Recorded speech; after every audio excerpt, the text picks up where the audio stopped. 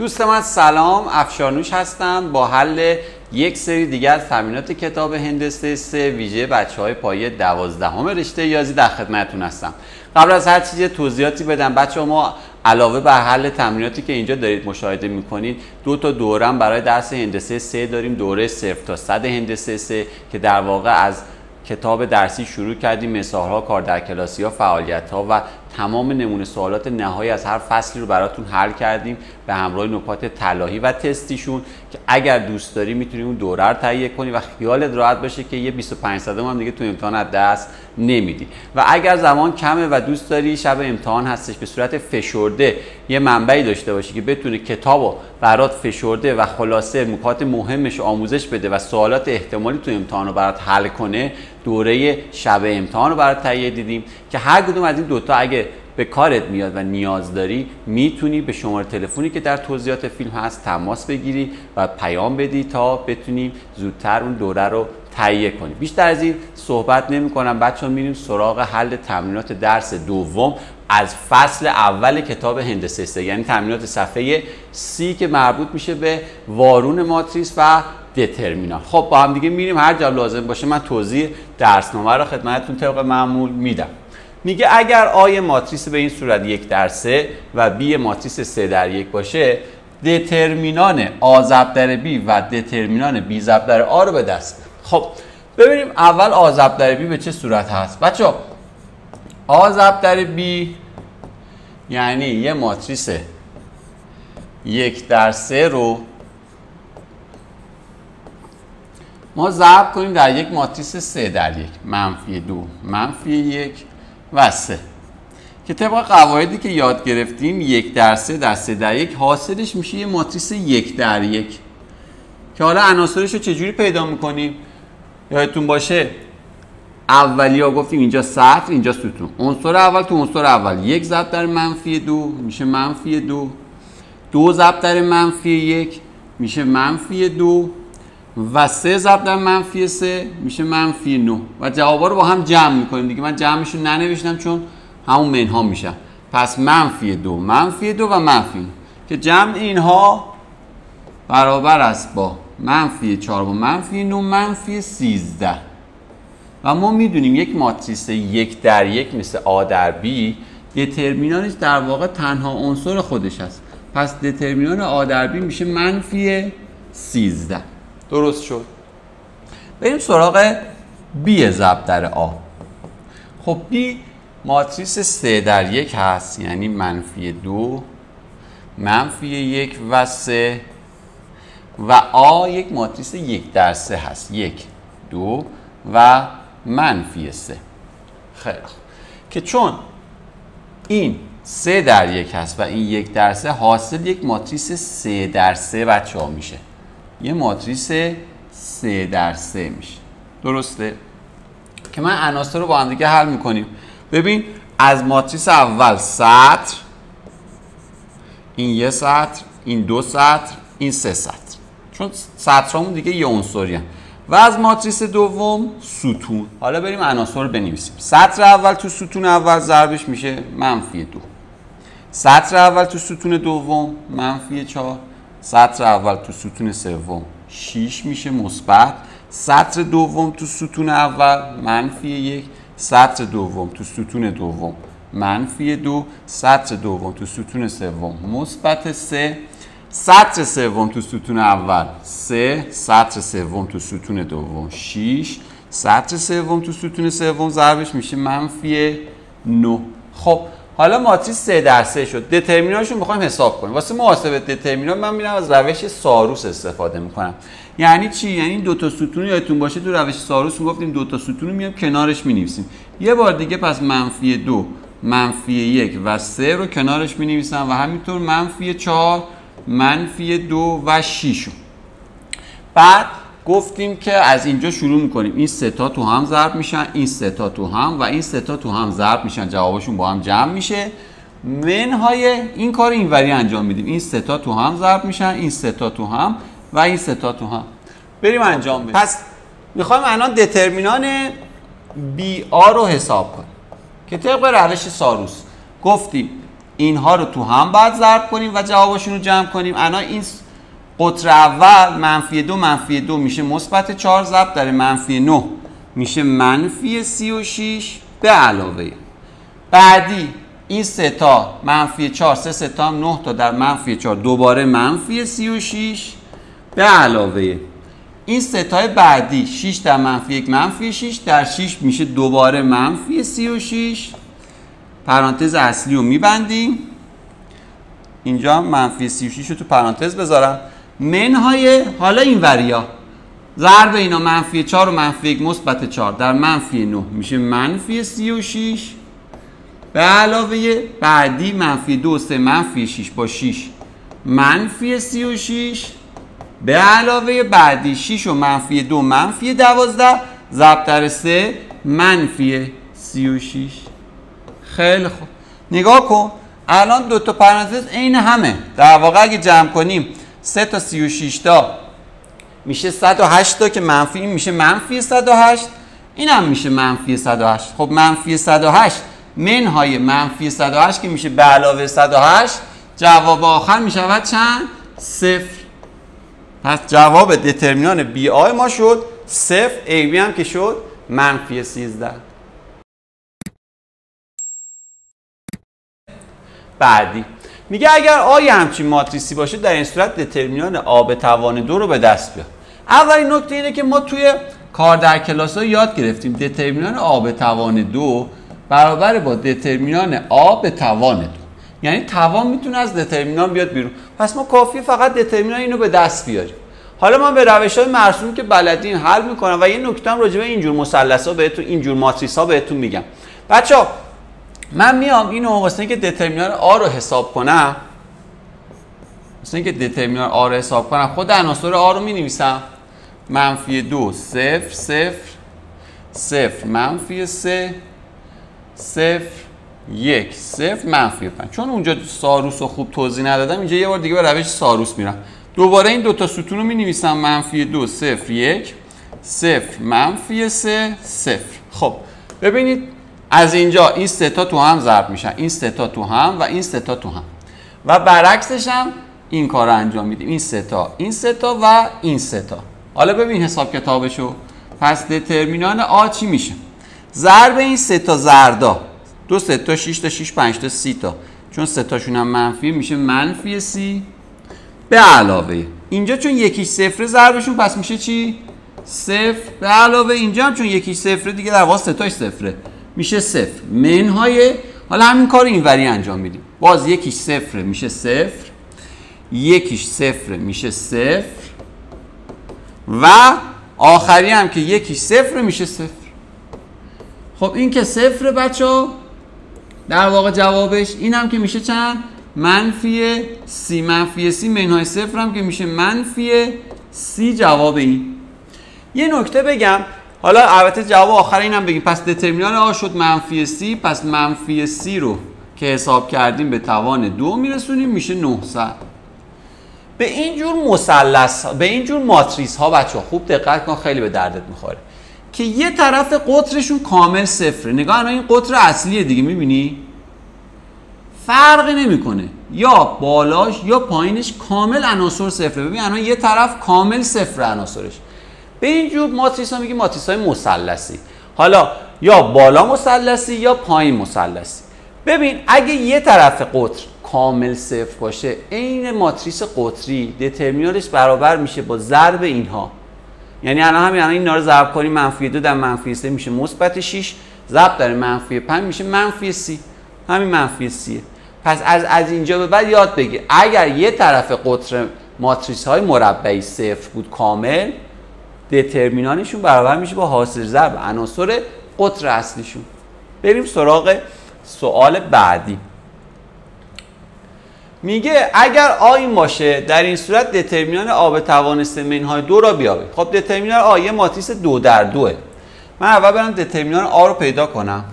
دترمینان آ طبق تعریف 2 در 2 میشه ضرب اینها منهای ضرب این دوتا.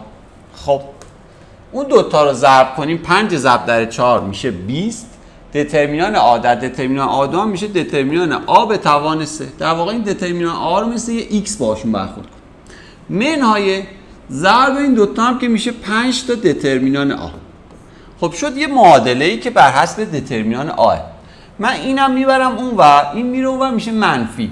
پس در واقع 20 تا دترمینان آ به توان 3 این بره اونور گفتم میشه منفی دترمینان آ با این منفی 5 تا دترمینان آ میشه منفی 6 تا دترمینان آ مساوی 0. حالا این معادله رو میخوایم حل کنیم. از یه دونه دترمینان آ فاکتور میگیرم. چی میمونه؟ از این میمونه 20 تا دترمینان آ به توان 2 منهای 6 مساوی 0.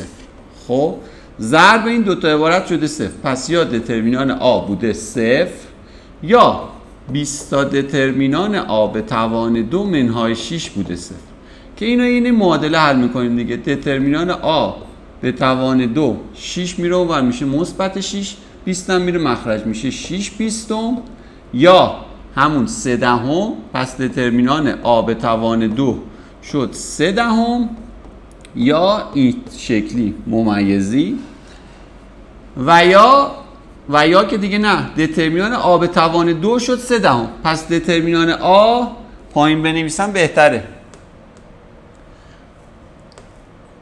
پس دترمینان آ مساوی میشه با رادیکال 3 دهم.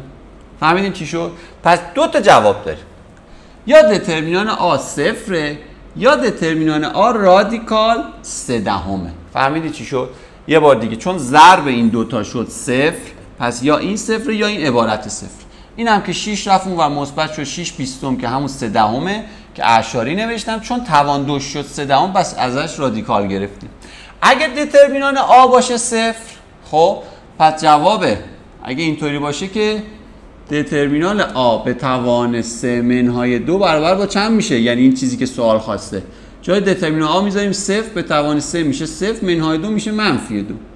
این یه جواب.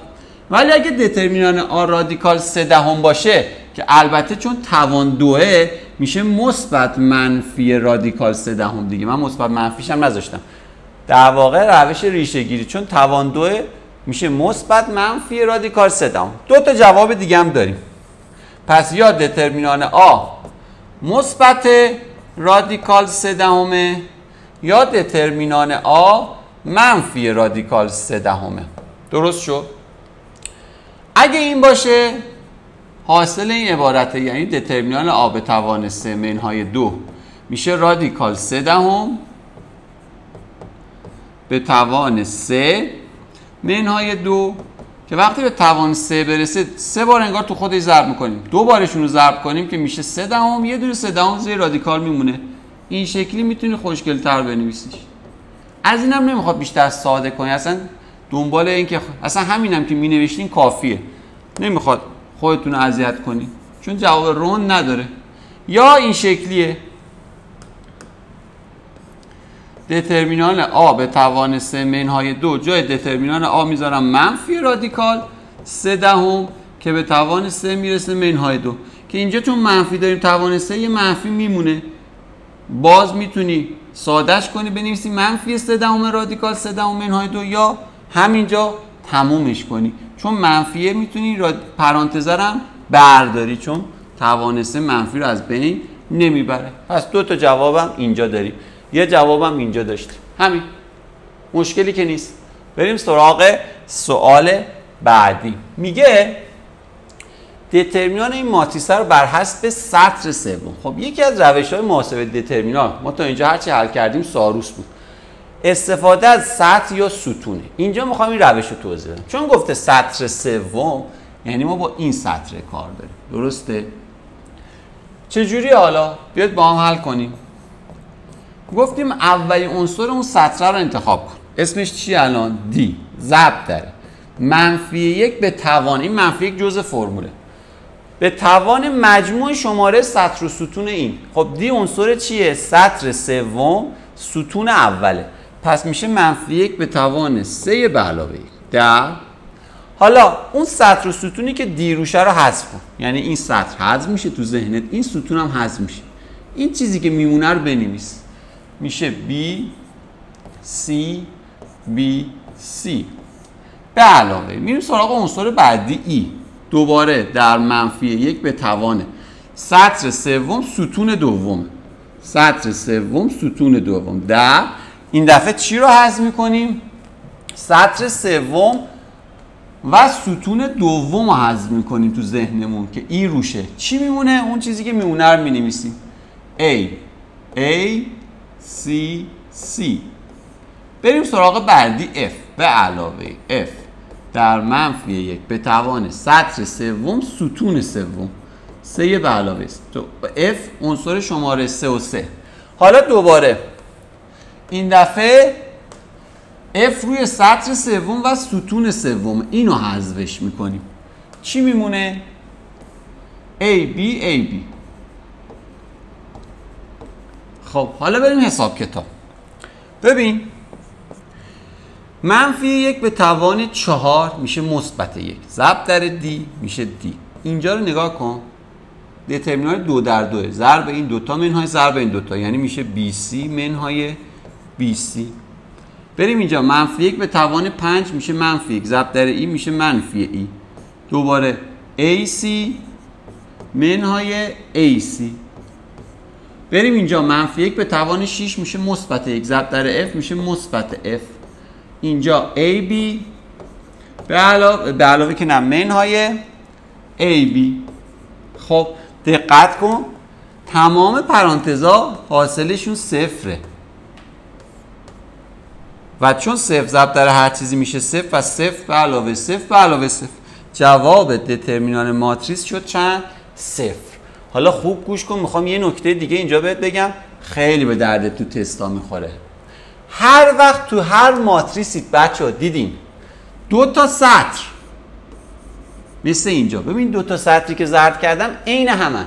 2 تا سطر یا 2 تا ستون عین هم بودن، مطمئن باش دترمینانش میشه صفر.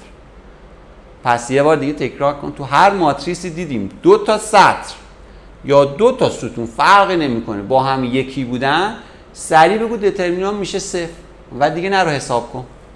بریم سراغ سوال بعدی 5. ماتریسی 3 در 3 چون A بیابید که دترمینانش بشه 3. خب ما تو درسنامه یاد گرفتیم ماتریس های 3 در 3 قطری یا ماتریس های قطری کلا حاصل در واقع دترمینانشون میشه حاصل ضرب عناصر قطر اصلیشون. خب تو کافیه یه ماتریس قطری یا یه ماتریس مثلثی مثال بزنیم، یعنی یه طرف قطر کامل صفر باشه که حاصل ضرب عناصر قطر اصلیش بشه 3. من چند تا مثال میزنم. مثلا یه دونه این شکلی، چون 3 در 3 گفته 1 0 0 0 3 0 0 0 1. این الان یه ماتریس قطریه که حاصل ضرب عناصر قطر اصلیش چون میشه 3 پس حاصلش اینه. یکی دیگه مثال میزنم، خب قطری نباشه. منفی 1 0 0 بذار اینجا بذارم 5 بعد 1 منفی 1 2 0 0 0 3.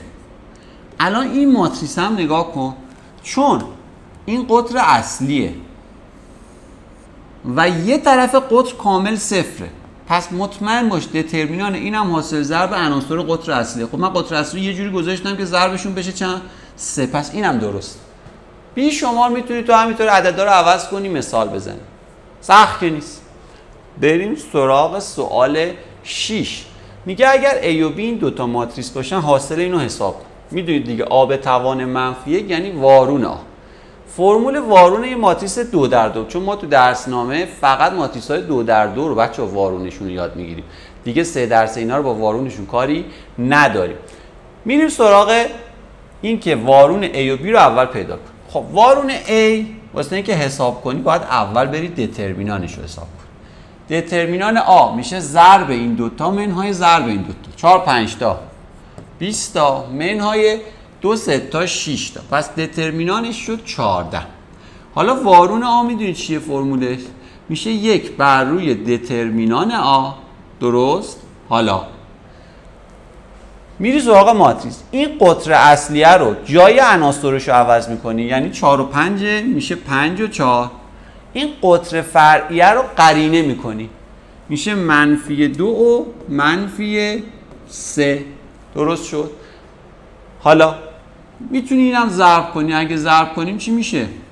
میشه 5/14 -3 14 -2 14 و 4 14. این وارون ماتریس آ. واسه بی هم اگه بخوایم حساب کنیم اول باید دترمینانش رو حساب کنیم. دترمینان بی باز میشه ضرب قطر اصلی. -2 در -1 میشه -2 منهای 5 در -3 میشه -15. این منها جزء فرمول حواست باشه. پس 2 منهای 15 هم که میشه 2 به علاوه 15 میشه 17. حالا فرمول وارون بی پس چیه؟ میشه 1 بر روی دترمینان بی که 17 در دوباره همین کاری که گفتم قطر اصلی و جای عناصرش رو عوض میکنیم میشه -1 -2 قطر فرعی رو قرینه میکنیم یعنی توی منفی ضرب میکنیم. این 5 میشه -5 اون -3 میشه -3. حالا این عدده رو تو کل عناصر ماتریس میتونی ضرب کنی. میشه -1 17 3 17 -5 17 و -2 17. حالا بریم عبارت رو حساب کن. گفته 2 تا آوارون منهای 3 تا بی وارون. خب پس من اینجا اول وارون آ رو که اینه ضرب در یه 2 هم میکنم. خب همه عناصر پس باید ضرب در 2 بشن و همشون 2شون با 14 ساده میشه مخرج میشه 7. یعنی 2 ضرب در وارون آ میشه 5 هفتم -3 هفتم -2 هفتم و 4 هفتم. این از این منهای 3 تا بی وارون. 3 رو ضرب در عناصر یعنی همه اینا ضرب در 3 میشه صورتشون دیگه ساده با 17 نمیشن. پس میشه -3 17 9 17 -15 17 و -6 17. پس بچه‌ها همه عناصر بی وارون رو ضرب در 3 کردم اینجا نوشتم فقط صورتاشون ضرب میشه دیگه. ضرب 2 تا عدد کسری صورت در صورت مخرج در مخرج. حالا بریم منها. خب منهای اینا چجوریه؟ با یه رنگ دیگه بنویسم یه ذره تنوع بشه. باید عنصر تو جمع و تفریق یادتونه دیگه عناصر نظیر رو با هم دیگه کم می‌کردیم. پس 5 هفتم منهای -3 17 مخرج مشترک 7 و 17 هم میشه ضربشون چون جفتشون اولا 7 ضرب در 17 میشه 119 7 10 تا 70 تا بله 119 مخرجشون. حالا حساب کتاب. پس 5 ضرب در 17 میشه 5 که 50 تا 5 7 هم 35 تا میشه 85 تا 85 به علاوه 21 میشود 106. درسته؟ امیدوارم محاسبات درست در بیاد. بعدی باز مخرج مشترکش 119. اینو میخوام منهای این کنم. پس -3 تو 17 ضرب میشه -51 -51 منهای 7 9 تا هم 63 تا 51 و 63 هم با هم جمع میکنیم میشه 64 میشه 114 ایشالله. خب بچه‌ها یکیشون هم تصمیم دارم برات بنویسم چون حس میکنم که هی دارم اینطوری مینویسم شاید متوجه نشید. الان مثلا من میخوام واسه عضو بعدی باید این عدد رو با این عدد در واقع از هم دیگه کم کنم. خب اینو پایین براتون انجام میدم. خب پس قرار ما -2 هفتم و منهای -15 17 هم کنیم. مخرج مشترکشون که میشه ضربشون که گفتیم همون 119 میشه. درسته؟ خب صورت اینو در واقع اینجا منفی در منفی یاد باشه دیگه میشه مثبت. این از این چون ضربشون شده مخرج مشترک صورت این که -2 رو در 17 ضرب میکنم میشه -34 به علاوه صورت اینم که 15 در مخرج این ضرب میکنم 7 تا 15 تا میشود 105 تا. حالا -34 به علاوه 105 در واقع 30 تاشو برداریم 75 4 تا دیگه هم برداریم میشود 71 119. متوجه شدین؟ پس مخرج مشترک اون این بود دیگه، ضرب این دوتاست. پس این ضرب در 17 شد، این ضرب در 17، این ضرب در 7 شد، این هم ضرب در 7. مخرجایی که یکی شدن صورت‌ها رو از هم دیگه به این صورت کم کردیم. بعدی هم همینه، در واقع 4 هفتم با منفی 6 17هم. منفی در منفی میشه مثبت، مخرج مشترکشون که دوباره 119 بچه‌ها. صورت این 4 تا 17 تا میشود 72 تا، 6 هفتا 42 تا.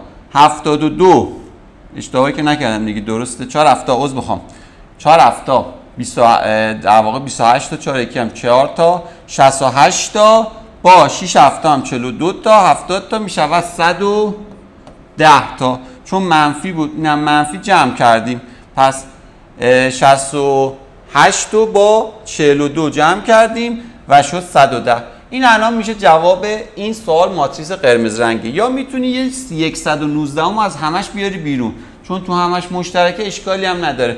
اگه جایی دیدین اینطوری هم نوشته 1/19 آورده از همشون بیرون بعد رفته عددا رو اینجا گذاشته، مشکلی نیست، اینا همه یکی هن. در واقع این هم یه جواب دیگرش هستش. به این صورت هم پس بچه ها میتونیم بنویسیمش. بریم سراغ سوال بعدی، مشکلی که نیست.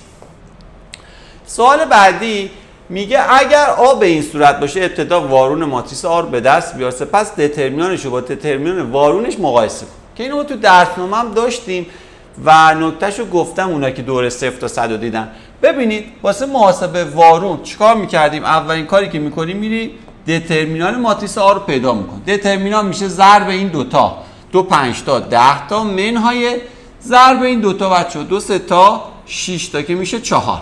خب حالا وارون ماتریس آ فرمولش این بود، 1 بر روی دترمینان آ که شده 4 دقت کن این دوتایی که روی قطر اصلی هن جاشون رو عوض میکنیم، یعنی 2 میاد اینجا 5 اینجا. این دوتا که روی این قطر قرمزن در واقع توی منفی ضربشون میکنیم، میشه -2 و -3. خب حالا 1/4 رو تو این ضرب کنیم چی میشه؟ 1/4 ضرب در 2 میشه 2/4 یا 1/2. 1/4 ضرب در -2 میشه -2/4 یا -1/2. این هم که میشه -3/4 و این هم که میشود 5/4. این از وارون ماتریس آ. خب حالا دترمینان این وارون هم حساب میکنیم، یعنی دترمینان وارون آ ببینیم چی میشه. باز ضرب این دوتا 1/2 ضرب در 5/4 صورت تو صورت مخرج تو مخرج میشه 5/8 منهای ضرب این دوتا هم که منفی در منفی میشه مثبت، صورتاشون 3 مخرجاشون هم که باز 8. 5/8 منهای 3/8 مخرجا یکیه، 5 منهای 3 میشه 4/8 یا در واقع عذر میخوام 2/8. چرا گفتم 4/8؟ 5 منهای 3 میشه 2/8 یا 1/4. بچه چه رابطه بین این دوتاست؟ ببین وارون هم شدن. یعنی نکته‌ای که اینجا ما داریم و من براتون می‌نویسم اینه که دترمینان وارون ماتریس برابر است با وارون دترمینان ماتریس. پس دیگه لازم نیست برید اگر یه جای اینو خواستم وارون رو حساب کنی، دترمینان ماتریس اصلی رو حساب کن، معکوسش کن و دترمینان ماتریس وارون به دست میاد. نکته خیلی به درد بخوری هستش. باز تو تمرین بعدی میخواد یه نکته دیگر به ما یاد بده. میگه ماتریس های زیر رو در نظر بگیر، آ و بی، دترمینانشون رو از دستور ساروس محاسبه کن و با هم مقایسه کنیم ببینیم چه نتیجه میگیم. فرق این دوتا چیه؟ در واقع فرقش اینه که سطر اول این ماتریسه در واقع اینو ضرب در کا کنیم میشه این، یعنی سطر اول ماتریس آ رو تو کا ضرب کنیم این به دست میاد. حالا بریم به روش ساروس. ساروس میگفت دوتا ستون اول دوباره بنویس. خب من مینویسم A D G B E H. بعد گفتیم اینطوری از اینجا شروع میکنیم، اینا تو هم ضرب میشن و اینا تو هم، و بعدم برعکسش این سه تا تو هم، این سه تا تو هم و این سه تا تو هم. پس دترمینان ماتریس آ میشه ضرب اینا، یعنی A E I به علاوه ضرب این سه تا B F G به علاوه ضرب اینها C D H. منهای همین کار رو اینوری انجام میدیم. BDI به علاوه این سه تا AFH و این سه تا CEG، این از دترمینان آ که بر حسب حروف انگلیسی نوشته. خب بچه ها حالا بریم دترمینان ماتریس B رو حساب کنیم. ماتریس B هم به روش ساروس حل میکنم، یعنی دو تا ستون اولش رو میام اینجا دوباره مینویسم. پس میشود KA D G این ستون اول KB E H. حالا مثل قبلی ها اینها تو هم ضرب میشن، اینها تو هم و اینها تو هم، و برعکسش این سه تا، این سه تا و این سه تا. بریم بنویسیم. پس در واقع دترمینان آ، یه ذره بالاتر هم بنویسمش اینو. پس دترمینان آ میشه ضرب این سه تا. سه تای اول K A E I K A E I به علاوه سه تای بعدی K B F G K B F G به علاوه سه تای بعدی K C D H K C D H منهای دوباره این وریا K B D I K B D I K B D I بعدی K A F H K A K A F H درسته؟ بعدی K C E G K C E G. این از این. حالا دقت کن، من میام چیکار میکنم؟ تو این سه تا هر سه تاشون K داره، پس تو این سه تا از یک K فاکتور میگیرم، میشه A E I به علاوه B F G به علاوه C D H. پس از سه تاش کار برداشتم بیرون نوشتم. تو این سه تا هم ببین سه تای این هم K دارن، K یا کار رو برمیدارم میارم بیرون، فاکتور میگیرم B D I به علاوه A F H به علاوه C E G. بعد تو مرحله بعد چیکار میکنم؟ میگم خب این دوتا جمله رو میبینی جفتشون K دارن، حالا تو این دوتا از K فاکتور یا K فاکتور میگیرم. پایینم سفید کنم دیگه. آدرس پیج اینستا تلگرام که دارید دوتا وای تهش داره، سایت اون یه دونه وای. حتما سر بزنید و عضو بشید، قول میدم پشیمون نمیشید. خب ببین، پس تو این دوتا جمله K رو برمیدارم، چی میمونه؟ این دوتا پرانتز میمونن A E I به علاوه B F G به علاوه C D H منهای اینجا هم B D I به علاوه A F H به علاوه C E G. ببینید الان دقت کنید، این دوتا عبارتی که من اینجا براتون مشخص میکنم بچه ها، این دوتا عبارت یکی اینی که زردش کردم با این دوتا دقیقا یکی شدن. دقت کن با هم دیگه الان مقایسهش میکنیم. ببین AEI AEI BFG BFG CDH CDH منهای BDI به علاوه AFH به علاوه CH. پس در واقع این زرده همون دترمینان آه. پس من اینجا البته اسم این ماتریس B بود دیگه، ببخشید اینجا اسم این ماتریس B بود، من بعد اینجا می نوشتم دترمینان B. پس من ثابت کردم دترمینان B مساوی K ضرب در اینه که اینم اسمش دترمینان آ. پس نکته چی شد؟ دترمینان B مساوی K، دترمینان B مساوی K ضرب در این زرده است. این زرده هم که دقیقاً گفتیم چیه این زرده؟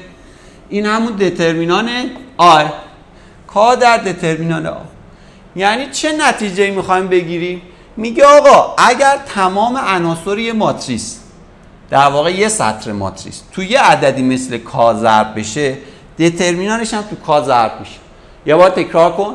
اگر تمام عناصر یه سطر، حالا یا ستون، بچه فرقی نمی‌کنه، دارم بهت میگم، اگر تمام عناصر یه سطر یا یک ستون ماتریس توی یه عددی مثل کا ضرب بشه، دترمینان ماتریس هم توی کا ضرب میشه.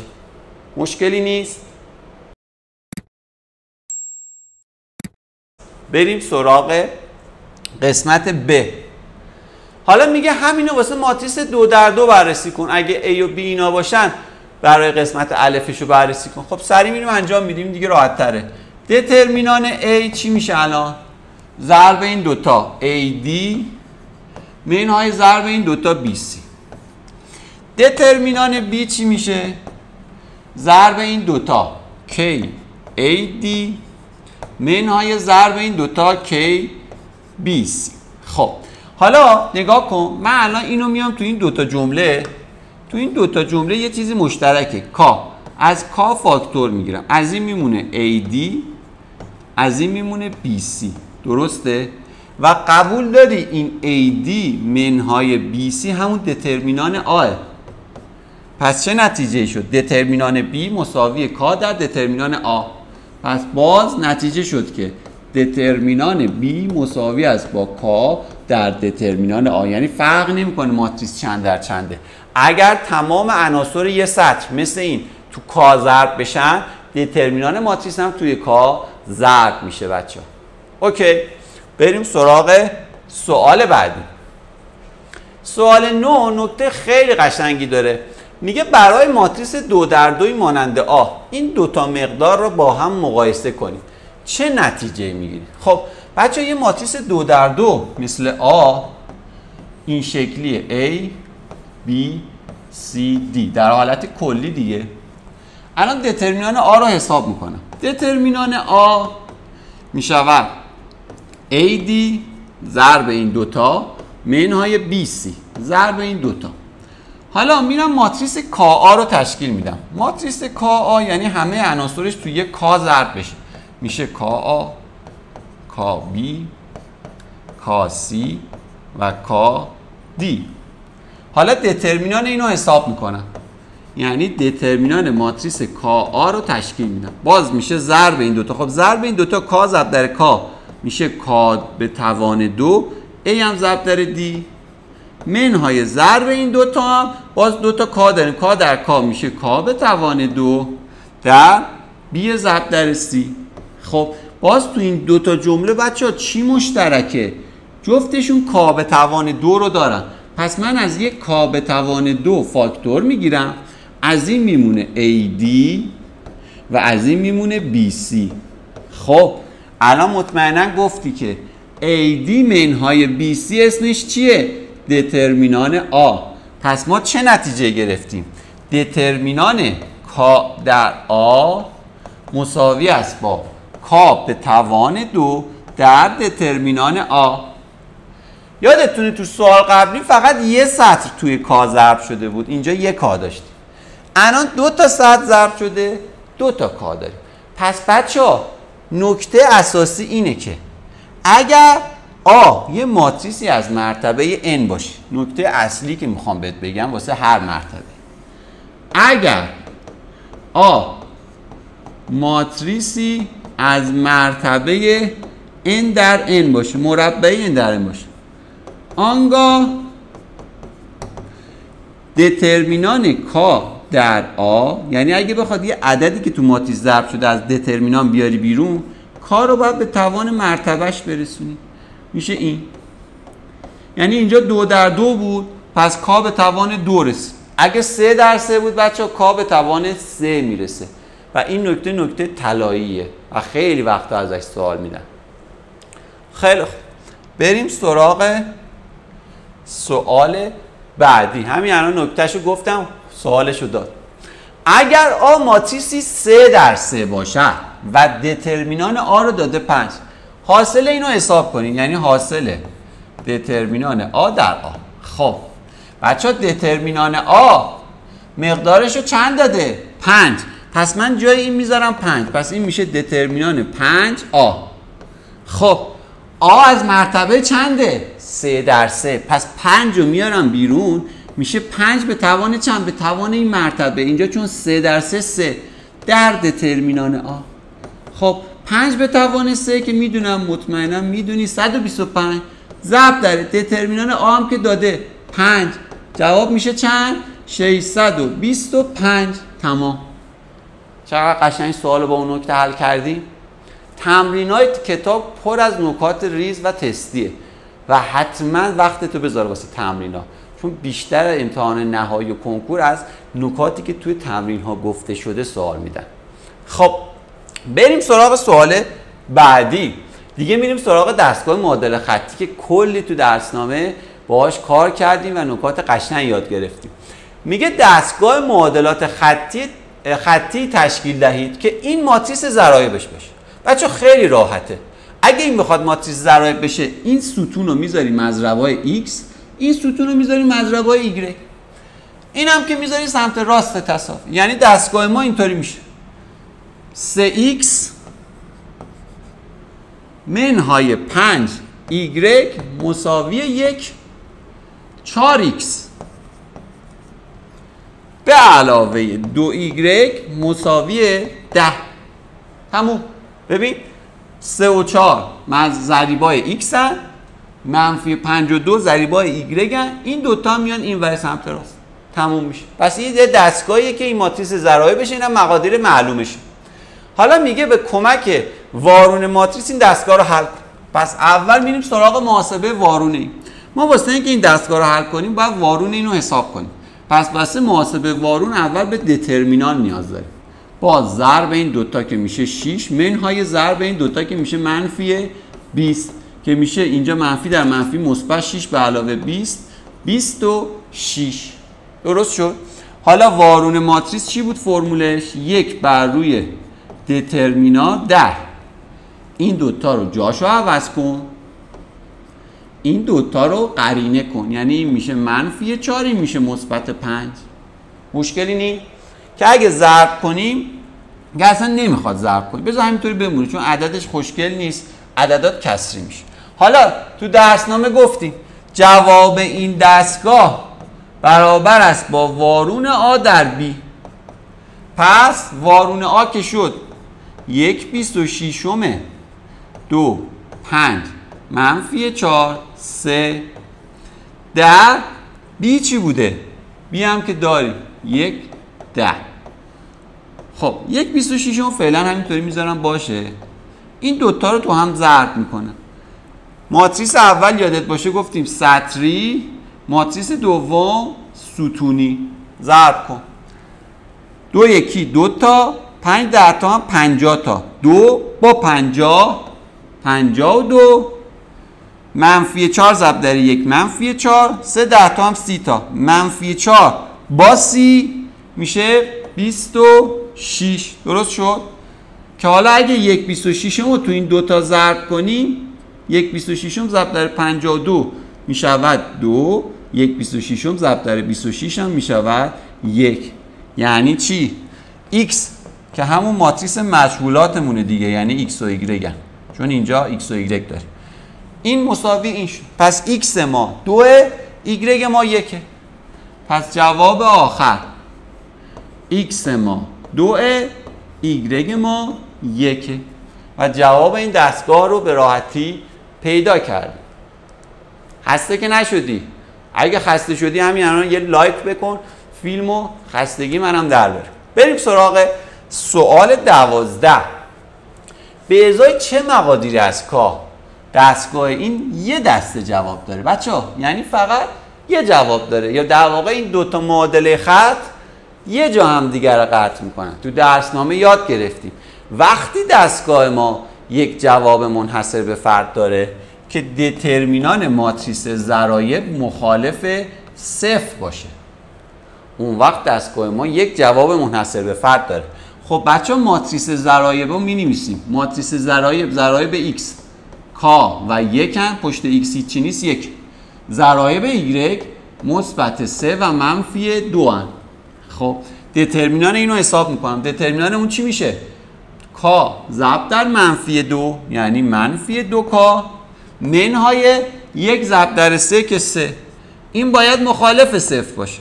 3 رو میبرم اونور میشه مثبت. پس منفی 2k مساوی مخالف مثبت 3 باید باشه. دو طرف رو تقسیم بر منفی 2 میکنم. پس k باید مخالف منفی 3 دوم باشه. یعنی هر عددی به غیر از منفی 3 دوم ما جای k بذاریم یه دسته جواب داره. ولی اگه منفی 3 دوم بذاریم جای k دیگه یا جواب نداره یا بیشمار جواب داره. متوجه شدی نکتهشو؟ سوال بعدی هم باز راجع به همین هستش. میگه روی وجود و عدم وجود و تعداد جوابهای هر یک از دستگاه‌های زیر بحث کنید و در صورت وجود جواب را با استفاده از وارون ماتریس به دست بیارید. خب بچه‌ها نکتهش این بود دیگه. دترمینان ماتریس ضرایب رو میری پیدا میکنی. بیا الان ماتریس ضرایب ما چیه؟ ماتریس آ ماتریس ضرایب ما ضرایب x 3 و 2 ضرایب y منفی 5 و 1. اولین کاری که میکنید دترمینان اینو حساب کن. دترمینان ماتریس میشه 3 منهای ضرب این دوتا که میشه منفی 10. خب چند شد؟ 3 منهای منفی 10 میشه به علاوه 10 میشه 13.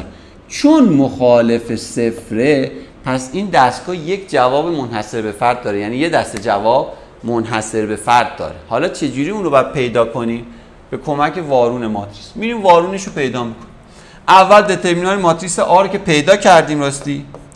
حالا وارون ماتریس آ رو به دست میاریم. وارون ماتریس آ میشه 1 بر روی دترمینانش در این دوتا رو جاشو عوض کن، این دوتا رو قرینه کن، یعنی توی منفی ضرب. این از این وارونش دیگه نمیخواد 1/13 رو ضرب کنی چون کسری میشه. بذار اینطوری باشه.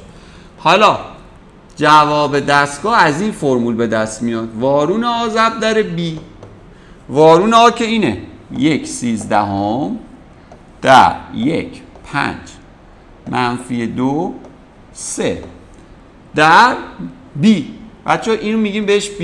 این ماتریس b منفی 1 و 8.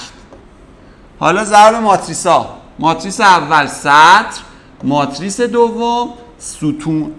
پس میشود جواب 1/13 ضرب این دوتا منفی 1 5 8 40 تا منفی 1 با 40 میشه 39.